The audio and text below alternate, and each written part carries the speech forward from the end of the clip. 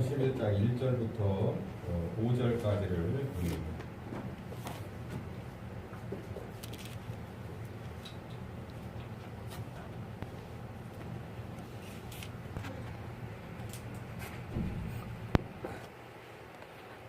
같이 읽겠습니다.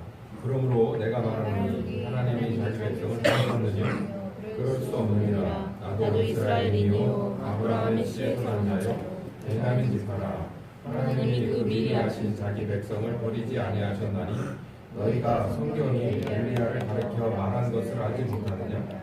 저가 이스라엘을 하나님께 송사하되 주여 저희가 저희 선지자를 죽였으며 주의 제단을 헐버렸고 나만 남았는데 내 목숨도 찬나리다 하니 저에게 하신 대답이 무엇이뇨? 내가 나를 위하여 바알에게 무릎 꿇지 아니한 사람 7천을 남겨두었다 하셨으니 그런즉 이와 같이 이제도 은혜로 택하심을 따라 남은 자가 있느니라. 아멘. 오늘 말씀의 제목은 오늘 마지막 5절에 나와 있듯이 은혜로 택하심을 따라 남은 자. 그러니까 편하게 하면 남은 자 이렇게 할 수 있는데 어떤 남은 자냐? 바울은 이렇게 길게 설명을 했어요. 은혜로 택하심을 따라 남은 자. 오늘 설교에 계속 나오겠지만 엘리야 시대에 남겨진 7천인 이렇게 연결되는 얘기죠. 먼저 본문을 설명해야 될 필요가 있습니다. 본문은 바로 그 부분에서만 설명되지 않고요. 한 장 넘겨서 10장에서부터 설명이 돼야 될 것 같습니다. 10장 1절에 바울이 이렇게 말하고 있습니다. 형제들아 내 마음에 원하는 바와 하나님께 구하는 바는 이스라엘을 위함이니 곧 저희로 구원을 얻게 하려 함이라. 그러니까 이게 무슨 말이냐면 바울이 복음을 증거하는 유대인이죠. 그 유대인인데 복음을 자기네 동족이 듣지를 않는 거예요. 계속해서 받아들이지 않고 핍박하거나 거부하는 그런 일들이 연속이 될 때 바울의 마음이 깊게 상했습니다. 왜냐하면 이방인들에게 주로 복음을 전하러 돌아다니는 자기가 하나님의 뜻에 따라 그렇게 다니기는 하는데 자기 말통하고 피부색 같고 자기하고 똑같은 음식을 먹고 똑같은 문화 가운데서 살던 사람들은 요지부동인 거예요. 요지부동인 것뿐만 아니라 더 나아가서 이제 뭐 핍박을 하고 자기를 죽이려고 하는 데까지 그런 상황이니 바울의 마음이 깊게 상해 있었습니다. 늘. 그래서 이제 그 얘기를 로마서의 후반부에 잠시 꺼내 놓습니다. 그러니까 늘 그 마음을 가지고 있었던 거예요. 그렇지만 로마에 있는 주로 이방인 출신들 기독교인에게 이렇게 복음의 진수에 대해서 잘 알려주고 또 그 늘 가득했던 그 자기의 그 애절한 동족을 향한 자기 나라를 향한 그런 아쉬움이 여기에 이렇게 살짝 드러났습니다. 또 다른 데 보면은 내가 지옥에 떨어지더라도 우리 나라가 구원받았으면 좋겠다. 우리 동족이 구원받았으면 좋겠다 하는 그런 얘기까지 있어요. 보면 바울의 심정이 어땠는가를 우리는 엿볼 수가 있습니다. 그래서 예수 그리스도를 예수님을 그리스도로 그러니까 나사렛 청년 예수를 그리스도로 받아들이지 않는 이스라엘의 현실과 그 이유에 대해서 10장 2절에 설명을 하고 있어요. 두 번째는 이렇게 불순종하는 이스라엘이라고 하더라도 하나님이 완전히 버린 것은 아니다 라고 설명을 하고 있습니다. 11장 1절 오늘 읽은 대로 그러므로 내가 말하노니 하나님이 자기 백성을 진짜 버렸냐? 그건 아니다 이렇게 얘기를 하고 있거든요. 그래서 언젠가 분명히 돌이킬 거다라고 하는 이런 그런 논지로 글을 쓰고 있는데요. 또 그럴 희망을 갖고 있다는 거예요. 그러면 당신 무슨 근거로 그런 희망을 품고 있습니까? 라고 물어볼 수 있잖아요. 그 얘기가 이제 마지막에 나오는 대로 엘리야 시대에 엘리야의 마음도 나와 똑같았는데 그때 하나님이 엘리야에게 응답 주시기를 바알에게 무릎 꿇지 않은 입 맞추지 않은 7천인이 남아있다. 네가 잘 보지 못할 뿐이지 너희 지금 속한 주변에 그렇게 요소요소에 내가 키우는 7천인이 적지 않은 인원이 남아있다. 안심해라. 이제 이 얘기를 하지 않았느냐? 나는 이 말씀을 믿는다. 그래서 바울에게 희망을 남겨주는 그런 얘기고 그걸 굳건히 믿고 있다라고 하는 이야기. 저는 이 본문을 이렇게 역추적해서 이 본문을 잡게 됐습니다. 바울에게 무릎 꿇지 않은 7천인이 사실은 오늘 설교의 주된 것이지만 시작과 끝은 이 바울의 로마서 11장이 장식을 하게 됩니다.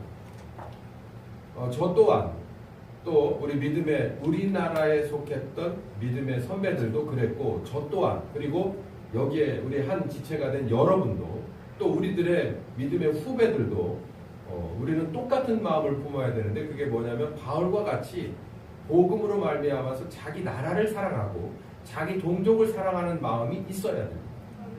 우리는 뭐 민족 지도자들 중에서 어디에 사인한 몇 사람 중에 몇 사람입니다라고만 얘기할 게 아니라 우리는 그런 전통을 가진 교회라고 한다면 우리 또한 그래야 돼요. 뭐뭐 아니할지라도 우리가 원하는 대로 돌아가지 않는다 할지라도 바울의 입장에서 복음을 받아들이든 안 받아들이든 아무리 하나님이 이렇다 아들이 이렇다 나사렛 청년 예수는 그냥 청년이 아니다. 너희들이 죽인 예수가 너희들 아느냐? 그리스도다. 그분은 부활하셨을 뿐만 아니라 영으로 오셔서 우리를 지금도 회개케 하고 우리를 구원하신다라고 아무리 외쳐도 오히려 돌을 들어 네 입을 막으리라 라고 대드는 그런 동족을 사랑하는 마음이 이렇게 충만했다는 것을 우리는 알아야 되고 우리도 이렇게 해야 된다는 얘기죠. 이제 성경 속으로 남은 자들을 찾아 나섭니다. 저는 한 3군데 정도를 남은 자에 대해서 이제 성경 속으로 찾아 나설 텐데요. 첫 번째는 제가 미리 말씀드린 대로 엘리야에게 말씀하셨던 남은 자 7천인에 대해서 먼저 찾아보려고 합니다. 열왕기상 16장 29절부터 19장 14절까지가 이렇게 길게 대부분 주일학교를 충실히 다니신 분들이라면 또 설교를 열심히 듣고 한 번쯤 고민해 본 분이라면 엘리야에 관한 이야기를 다 아실 겁니다. 이렇게 요약할 수가 있겠죠. 원래 이스라엘은 하나의 국가였습니다. 그러니까 이스라엘의 첫 번째 왕은 사울이었죠. 아시는 대로 두 번째 왕은 다윗입니다. 세 번째 왕은 솔로몬이죠. 솔로몬인데 솔로몬이 하나님이 원하는 대로 나라를 자기 아버지처럼 끌어가지 못했습니다. 비록 성전을 건축하긴 했지만 실상은 성전을 건축한 것도 솔로몬의 지혜가 아니라 다윗의 공덕이죠.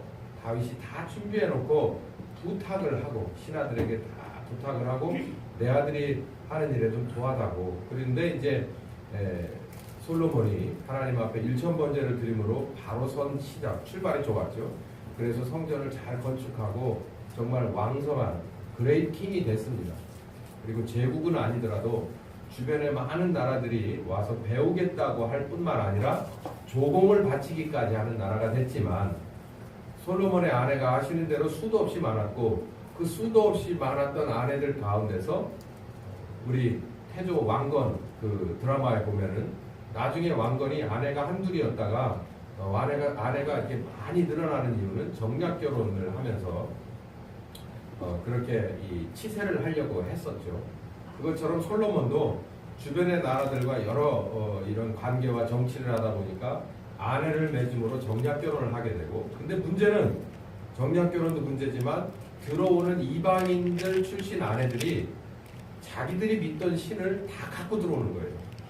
근데 이거를 솔로몬이 인정을 안 했으면 좋은데, 그러나 저러나 너는 야훼 하나님을 섬기는 유일신을 섬기는 우리 이스라엘에 왔으니 당신은 다 잃어버리고 들어와서 야훼 하나님을 섬기시오.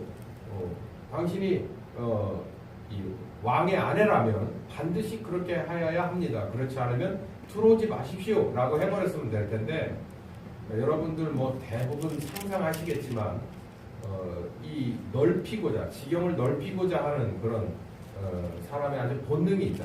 그러니까 이 자기 아버지가 얼마나 하나님을 사랑하고 얼마나 목숨 걸고 동행하고 나라를 세우기 위해서 하나님과 그렇게 충성을 다했는가, 하나 되었는가를 깡그리 잊어버리고 이제 다 문화 다원주의, 종교 다원주의가 돼버린 거예요. 그래서 그냥 하나님의 성전 안에다 별의별로 그걸 다 갖다 세워놓고 하나님이 그걸 좋아하시지 않죠.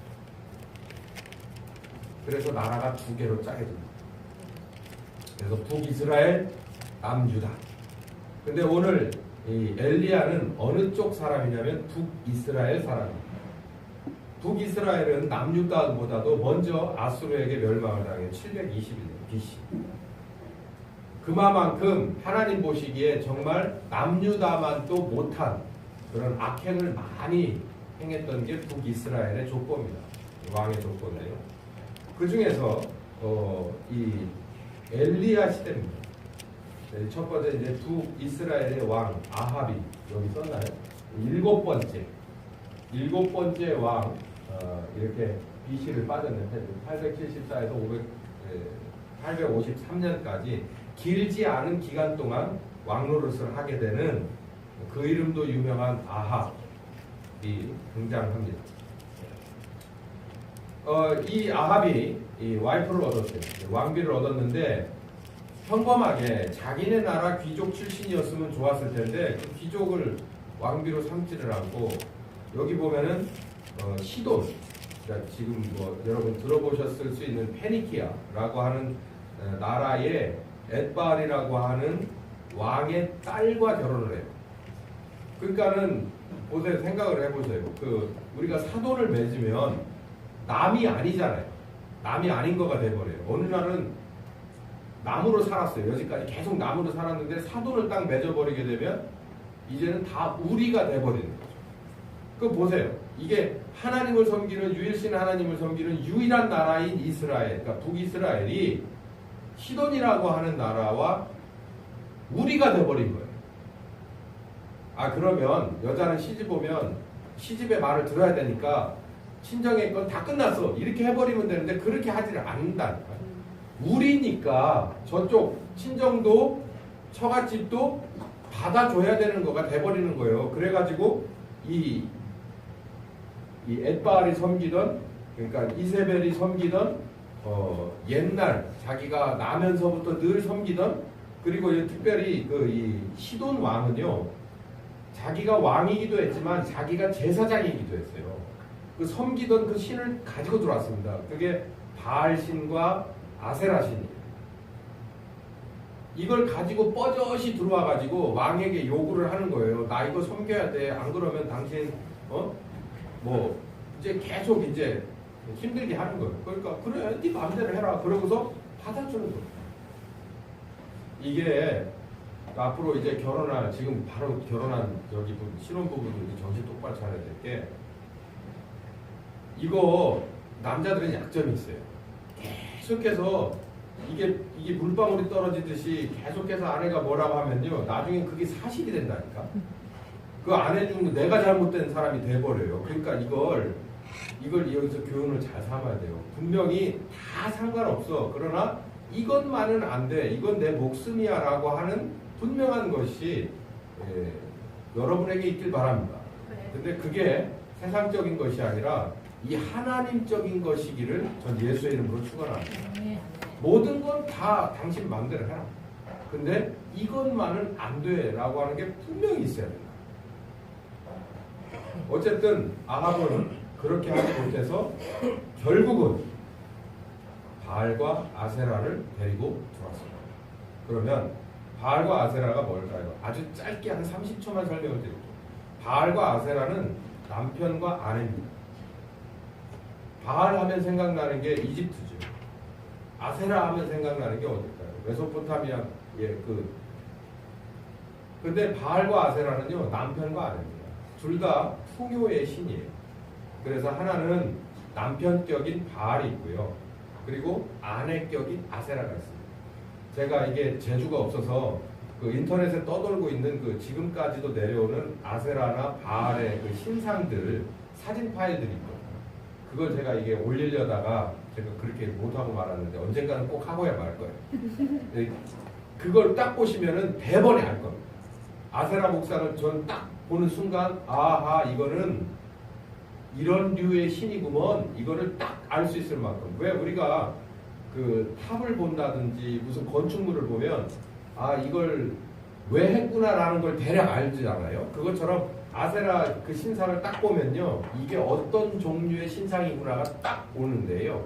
이건 뭐냐면 풍요의 신이라고 하는 컨셉이 있고 하나는 바알의 남편격이고 아세라가 아내격이라면 이건 뭐냐면 이게 예배 시간에 이런 거 참 얘기하기도 참 더러운데 그러니까 이 심고 거두는 음양의 이치를 따라서 그러니까 풍요로운 걸 원하니까 그건 뭡니까? 생식해야만 얻어지는 거잖아요. 그러니까 이 남편격인 바알 신이 있고요. 그리고 아내격인 아세라 신이 있는 거예요. 근데 아주 옛날 얘기긴 하지만 이들이 제사 드리는 양식을 보면은 그냥 아주 나쁜 짓을 성전 안에서 다 하는 거예요. 아주 음탕한 짓들이 그 안에서 다 일어나는 거예요.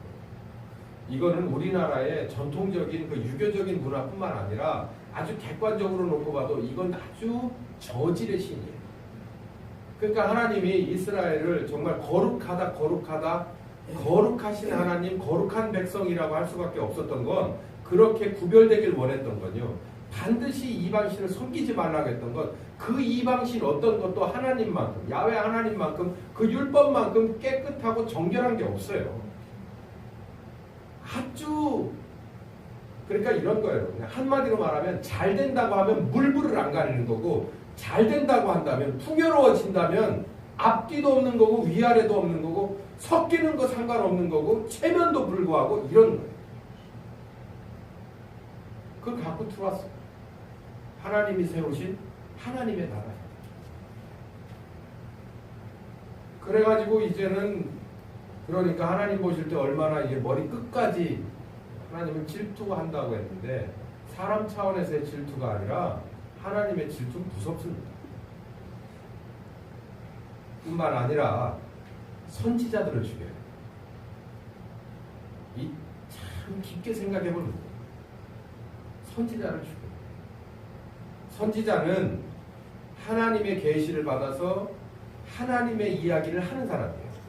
구약시대 선지자의 그 위치가 선지자는 언제나 대우를 받지 못했습니다. 왜 그럴까요? 선지자는요 항상 그 당시에 정치인들이나 유력한 지도자들에게 좋은 소리를 안 했어요. 왜 좋은 행동을 안 하니까? 하나님 앞에 올바른 짓을 안 하니까 하나님이 부득불 어느 한 개인을 들어서 잘못됐다고 지적을 해주는 거예요. 잘 안 듣죠. 어쩌면 쥐어 터질 수도 있고 다 뺏길 수도 있고 감옥에 들어갈 수도 있고 여기 참 읽어보면 별일들이 그 선지자들에게 다 일어나는데 그나마 경종을 울려주는 경고의 종을 울려주는 그 종 역할을 하는 선지자들을 하나씩 씨를 말리기 시작합니다.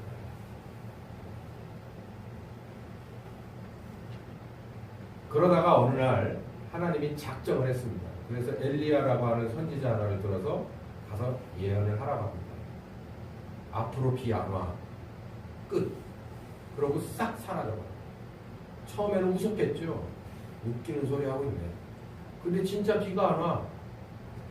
뭐라? 이른비 늦은 비가 와야 이 농사를 짓는 그런 토양인데 이게 비가 안 오네? 내년에는 오겠지. 안 오네? 3년이 안 와요. 여러분 우리 지난 다 잊어버리셨죠? 우리 지난번 모내기 할 때 우리나라 얼마나 가물었어요. 다 잃어버려요. 우리 이렇게 휘발성 뇌를 가져서 정말 좋아요. 근데 어쨌든 3년을 잊어버릴 수가 없는 거죠. 요즘처럼 댐이 있어요. 지하수 관정을 뚫을 수가 있어요. 그런데 3년 동안 오로지 비가 와야만 사는 사람들인데 풀이 자라겠습니까? 풀 먹는 짐승이 크겠습니까? 그러니 삶이 얼마나 핍절해졌겠습니까? 민심은 흉흉하고. 그러니까 아무리 나쁜 왕이라고 하더라도 이게 이제 큰일 난 거예요. 백성들이 밀란을 일으키게 생깁니다. 고민하다가 어느 날 갑자기 뜬금없이 이제 이 엘리야가 나타나서 왕이시여 당신이 그렇게 좋게 여기는 바알 선지자들하고 아세라 선지자들하고 한번 대결 한번 해봅시다.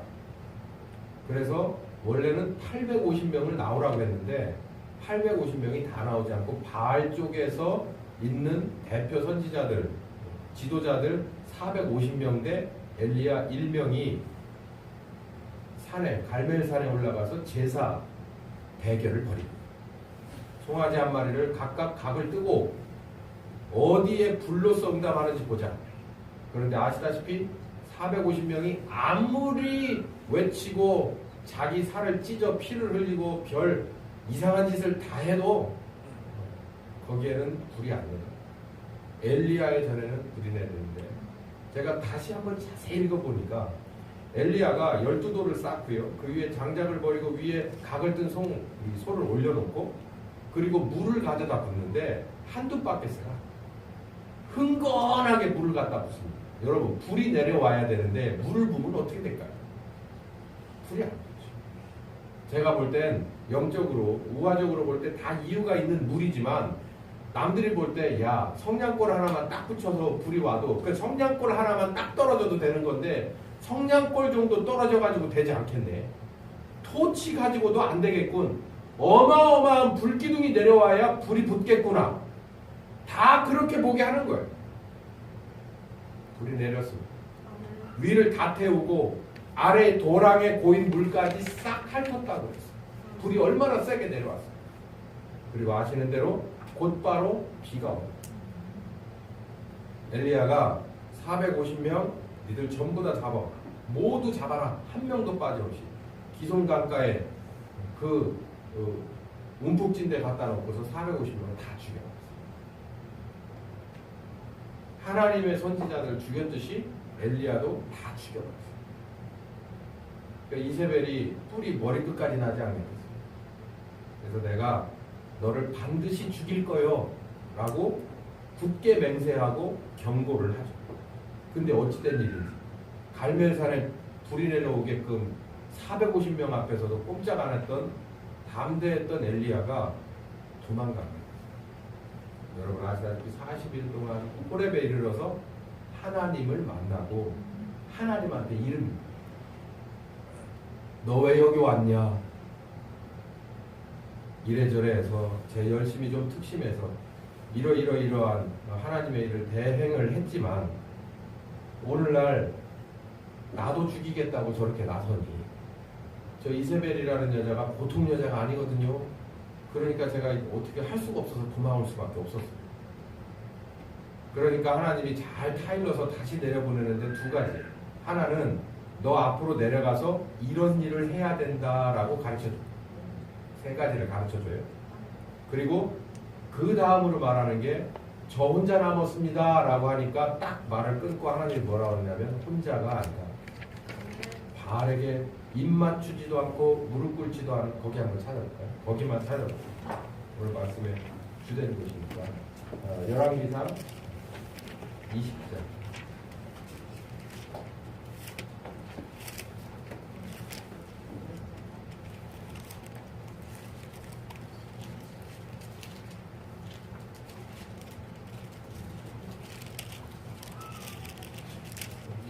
이 아니고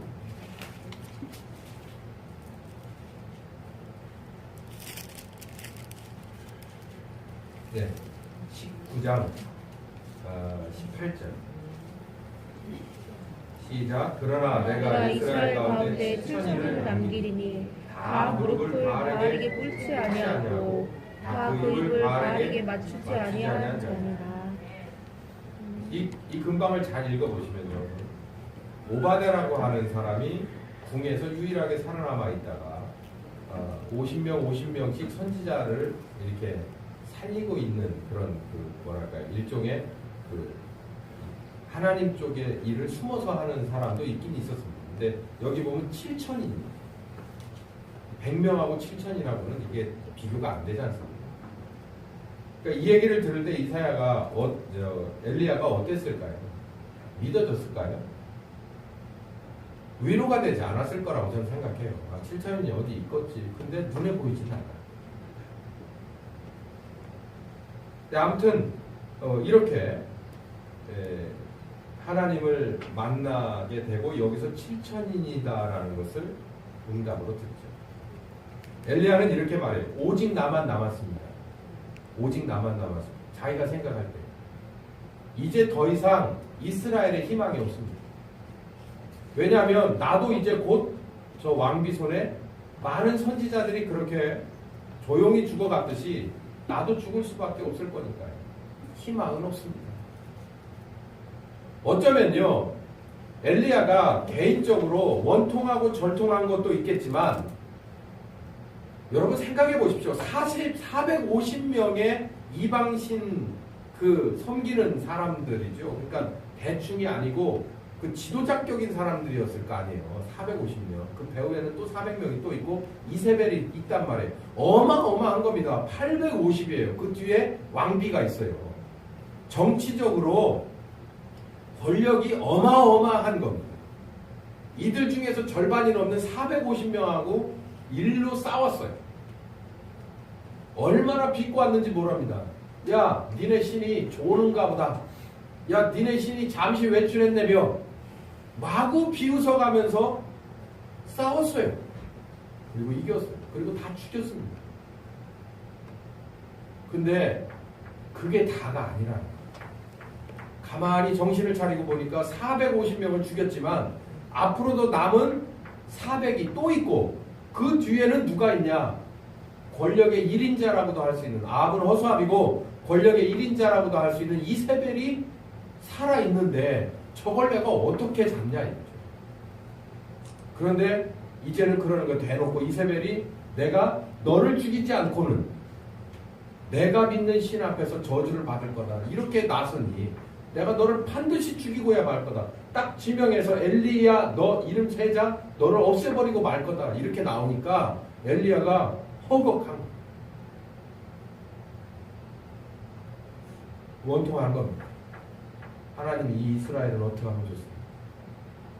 오늘 말씀의 제목이 남은 자라는 거예요. 남은 자. 자기가 볼 때는 끝이에요. 나도 끝이고 이스라엘도 끝입니다. 나 혼자 남았습니다. 라고 하는 게 어떻게 보면 하나님 보실 때는 좀 교만한 얘기죠. 근데 이 엘리야 개인 입장에서는 정말 이 충성스러운 말입니다. 하나님 정말 힘든 짐을 지고 갔습니다. 근데 내가 죽어버리면 이건 어떻게 하는 겁니까? 이제 끝입니다. 라는 얘기죠. 아니야. 7천인이 더 남았어. 너 같은 7천인이 더 남았어.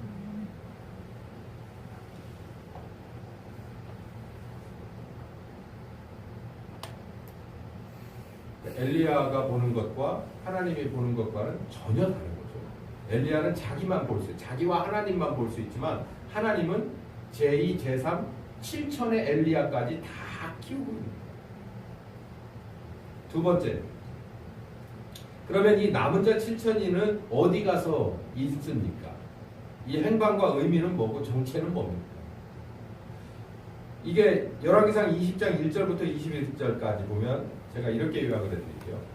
오늘 여기까지만 하고서 예배를 마쳐볼까요? 저도 되게 궁금했습니다. 이 7천인이 어디 있을까? 여러분 이 7천인 어디 있을까 궁금하지 않으세요? 7천인 얘기는 엄청 들었단 말이에요. 근데 진짜 하나님이 있다고 한 7천인이 어디서 나왔을까? 나오더라고. 그 뒤에 얼마 안 있다가 어떤 일이 벌어지냐면 그 주변에 지금의 다마스쿠스 그러니까 시리아 이게 이쪽 바다 쪽으로가 붙은 게 팔레스타인 이스라엘이고요. 조금 안쪽 내륙으로 들어가면 시리아입니다. 그 시리아의 옛날에 그 땅에 나라가 있었던 아람 왕이 아람이라고 하는 나라입니다. 아람어도 있어요. 문화가 굉장히 축적된 아주 역사와 전통이 있는 나라죠. 근데 그 나라가 처음에는 비일비일하다가 나중에 이제 이스라엘이 다윗 왕 때는 조공을 바치기도 했는데 이제는 나라가 쪼개지고 막 이렇게 하나님 앞에서 막 이렇게 어수선하고 하니까 이 아람이라고 하는 나라가 세력을 키워가지고서 이제는 북이스라엘을 넘보는 상황까지 된 거예요. 그래서 그 왕 이름이 벤하닷인데 이 왕이 이스라엘에게 와서 그럽니다. 선전포고를 하는 거예요. 그 선전포고 내용이 여러분 읽어보십시오. 정말 저질이에요. 내가 오늘날 왕에게 이제 편지를 써서 보내는데, 사진을 보내는데 뭐라고 말하냐면, 내가 오늘날 네 마누라와 네 귀족들의 마누라와 네 나라의 처녀들을 내가 갖고 싶은 대로 다 갖겠다. 뭐 이런 얘기를. 근데 아합이 꼼짝을 못하고 의기소침해서 그러시지요. 저희가 뭐 어떻게. 그런데 장로들이, 이 백성의 지도자들이 와서 그 소리를 듣고 왕에게 그럽니다. 왕이시여, 우리가 목숨 걸 테니 싸우십시오. 그러니까 아합이 그럴까? 싸워볼까? 그러고서 그러면 전쟁하시지요. 전쟁이 붙었어요. 전쟁이 붙었는데 여러분, 왕이 이 모양 이 꼴인데 그 백성의 지도자들은 뭔가 투철한 뭔가가 있었던 거예요. 목숨을 걸겠습니다. 그러니까 이제 왕이 의기소침해가지고 그래 그럼 전쟁을 해보자. 그러면 우리 어떻게 하면 좋은데, 이 계략을 누가 짜야 돼요? 왕이 짜야 되잖아요. 근데 왕이 그걸 못하는 거예요. 전쟁할 생각이 없으니까.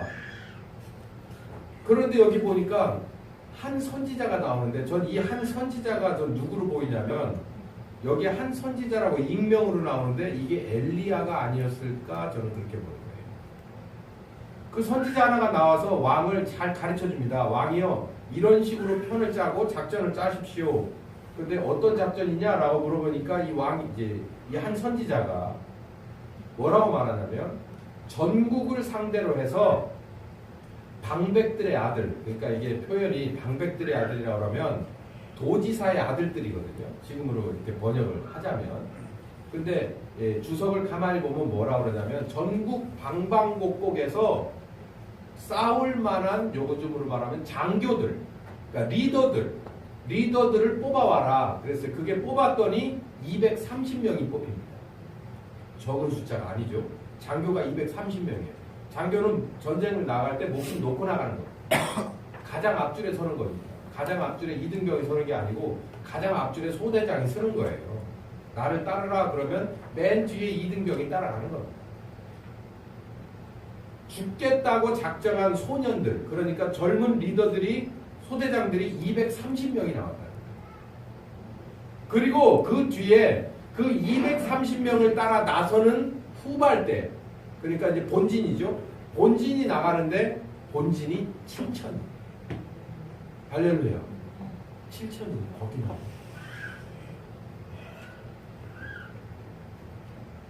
제가 깜짝 놀랐어요. 아, 7천인이 거기 있었구나. 여기에 의미가 좀 있습니다.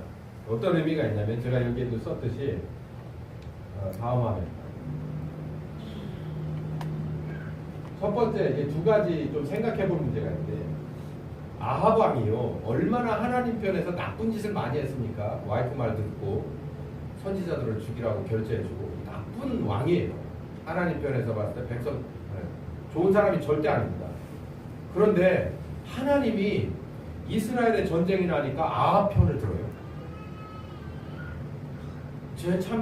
저도 이해가 안 가더라고. 야, 진짜 너 진짜 몹쓸 왕이야. 이스라엘에 말이야, 니네 다윗은 안 그랬고, 야 솔로몬도 너보다 낫다. 이렇게 정말 그보다 못한 7번째 왕이 아합인데, 여러분 아시다시피 정말 나쁜 짓을 골라서 했는데도 이스라엘의 위기가 딱 닥치니까 하나님이 그 아합의 편을 듣습니다. 그리고 선지자를 보내요. 아마 그 선지자가 엘리야였을 겁니다. 그 엘리야가 가서 아합왕, 어떤 아합왕이에요? 자기를 죽이겠다고 그 마누라가 그렇게 막 했던, 그래서 어쩌면 아합까지도 세트로 묶어가지고 하나님 앞에서 저주를 받았으면 좋겠다라고 할 만한 그 아합왕을 대신해서 전투 준비를 하고 있네. 엘리야도 보통이 아니에요. 더군다나 왕이 그 모양 그 꼴인데 나라를 위해서 죽겠다는 230인이 나와요.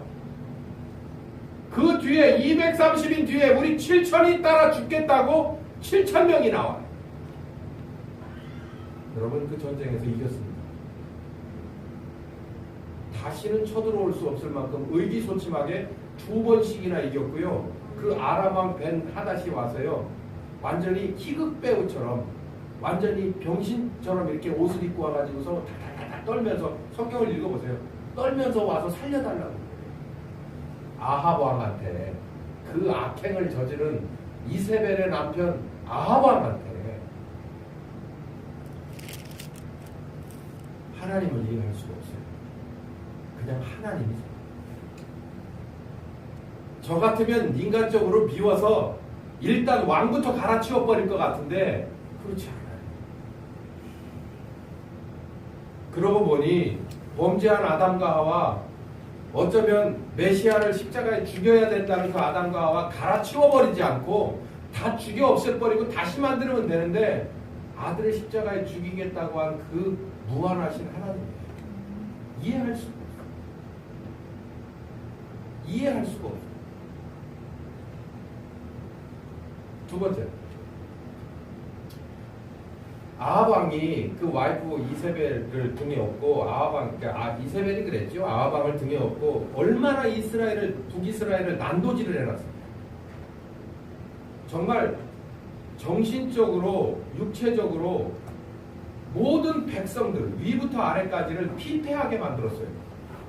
하나님의 성전 중심이었던 이스라엘을요 완전히 뭐 아세라 목상 세우지를 않나 그 안에서 별짓을 다 하지를 않나 그렇게 안 하는 선지자들 하지 말라고 하는 선지자들은 슬그머니 데려다 하나씩 죽이지를 않나. 그러니까 아주 위부터 아래까지 작은 백성 하나까지 저 시골에 이르는 어느 한 촌노까지 피폐할 수밖에 없단 말이에요. 왕을 잘못 만나고 왕비 잘못 들어와서.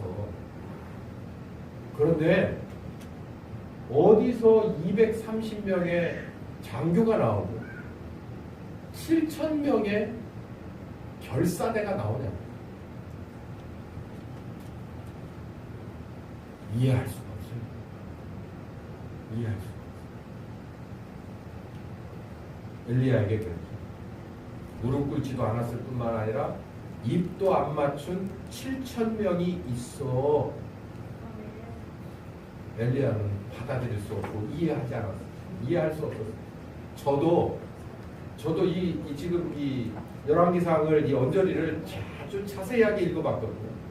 글자 하나하나를 자세히 읽어봤는데 저도 이해할 수가 없어요. 어디서 나왔을까?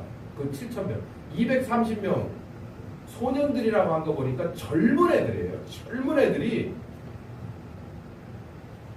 결사대 죽겠다고 나온 거예요. 내가 선봉에 서겠다는 230명이 나오고 7,000명이 따라 죽겠습니다라고 하는 7,000명이 나와서 싸우는데 추풍 낙엽처럼 그 많은 아람 군대들이 마구마구 그냥 패전하고 어떻게 무기 한번 제대로 못 들어보고 그냥 다 주저앉아 버리는 거예요.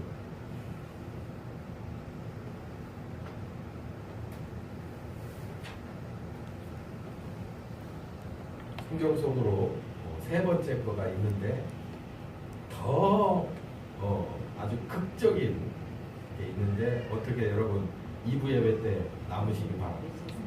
2부로 이어지겠습니다. 기도합시다. 감사하십니다.